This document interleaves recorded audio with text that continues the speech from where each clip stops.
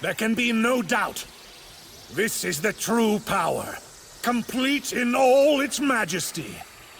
This is autonomous Ultra Instinct!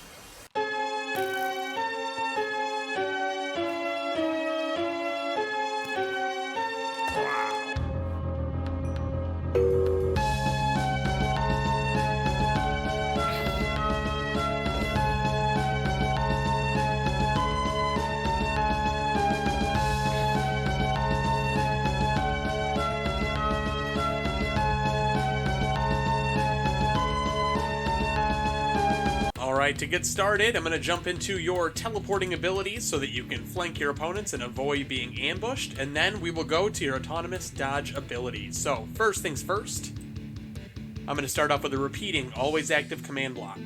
In this command block, I'm using the replace item command, replace item entity, at A, tag equals UI. So in order to get these abilities, the first thing that you're going to want to do is tag at S, add UI. And it's going to say I already had the tag, or I've got too many tags, but for you when you do it, it should say that you now have the UI tag. So yeah, anyway, add A tag equals UI, slot.hotbar 8, keep iron nugget 1 1. What that's going to do is, as you can see, I have an iron nugget in the last slot on my hotbar.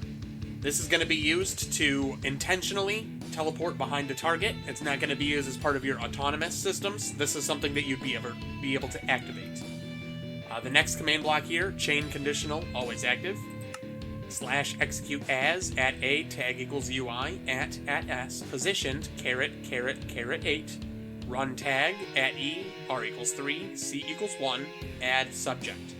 So when you go to use this ability, it's going to look for somebody that's positioned about 8 blocks out in front of you, and then it's going to tag them as the subject. And then chain conditional, always active. We're going to execute again at your position, but we're going to run kill. At E, name equals iron nugget, R equals 3. That's going to get rid of the iron nugget that you drop, which is how this is going to activate. So on a computer, I think it's Q. On console, I think it's the D-pad that you use to drop items. On mobile, I think you click and hold it in the hotbar and it drops it. So that's how you would activate this one. Then, chain conditional, always active, slash execute as, at E, tag equals subject, at S, run TP, at A, tag equals UI, caret 1, caret -2, facing at S. So now, it's going to teleport you to the subject's position, but based on the way it's looking, it's going to put you behind the subject, and you're going to be facing it. So you will warp behind them, facing them, and they're going to be facing away from you. They're going to face where you were originally. And then ending up here, chain conditional, always active, slash tag at E, tag equals subject, remove subject. So after you do this once, you want to remove the tag. That way you can use it again on the same creature. And then here, in case you drop it and there's not a creature within the range that we're looking for, you want to do repeating, always active, and then again, slash execute at A, tag equals UI, run kill, at E, name equals iron nugget, R equals 3. That way, it gets rid of it, even if there's not a creature to tag. But on this one, put a 3-tick delay. That way, it gives the other commands a chance to run. And this will only activate then if those commands don't run, like if there's not a creature for you to use it on. Now, we have our autonomous dodging. So this will work on any players or hostile mobs. So on the left side here, repeating, always active, slash execute at A, tag equals UI, run tag. At P, R equals 4, RM equals 2, C equals 1, add target 1. So any players that get near me, within 4 blocks, but are not right next to me, it's going to give that target. And then here, chain conditional, always active, execute as, at P, tag equals target 1, at S, run TP, at A, tag equals UI, caret 1, caret -2, facing at S. So this should look familiar. We just did something very similar to teleport behind the enemy that you were targeting. So this will automatically teleport you behind any player that tries to sneak up on you.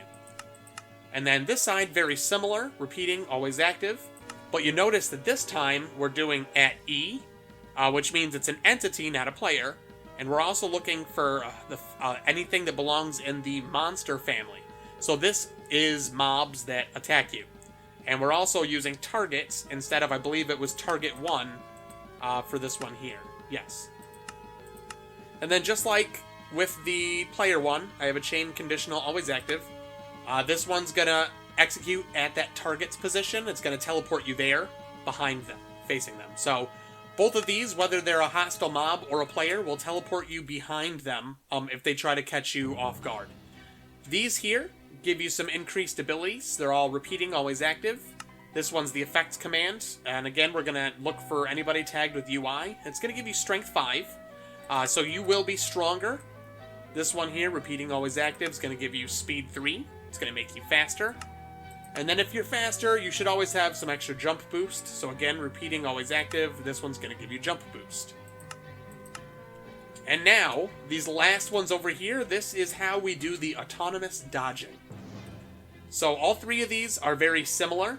Let's look at the first one here. Repeating, always active. So we're going to execute as at A, tag equals UI, at S. So again, as the player with the Ultra Instincts tag and at their position. And if an entity that's an arrow within 3 blocks that's not tagged, it's exclamation mark, which means it's looking for a tag that's not, or an arrow that's not tagged mark, it'll then run tag, and it'll tag that arrow mark. So arrows that have already been fired at you that are sitting on the ground won't affect you because they've already been tagged.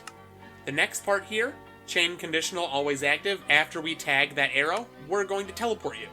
So we're going to execute as you, at you, and we're going to run teleport, and we're just going to move you a block off of where you are on all 3 axes. I'm going to move you backwards, I'm going to move you to the side, and I'm going to move you up a little bit.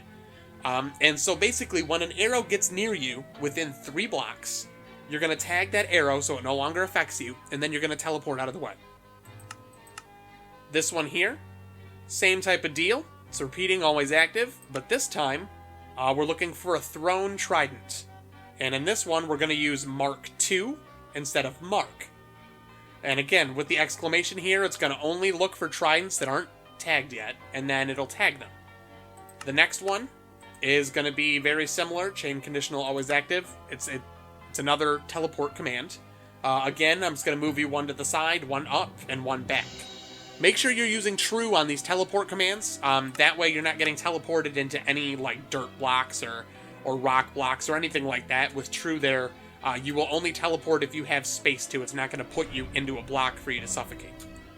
And then down here, repeat, unconditional, always active. And this one I have set up for snowballs, and you'll see that I'm using Mark 3. So any snowball that's not tagged Mark 3, if it comes within 3 blocks, it's going to get that tag. And then, again, it's going to teleport me. Same type of deal. 1 block to the side, 1 up, 1 back. This is how all the teleportations work. You'll notice that the main difference is I might do like a -1 here instead of a 1. A -1, I believe, is like to the left, and a positive one's to the right. I might have that backwards. It might be -1 to the right and +1 to the left. But that's going to be your left and right, depending on your screen angle. The second one is your up and down, and then the third one is your forward and backwards. Now, if you want to go to the nether and you don't want to be hit by fireballs from a ghast, you can set up something just like this in the nether where it's looking for type equals fireball. Now, you can't summon fireballs in Bedrock, but I believe you can detect fireballs. Have you seen my epic command block sword tutorial? If you haven't, you're missing out. This is Browncoat67, and I'll catch you next time.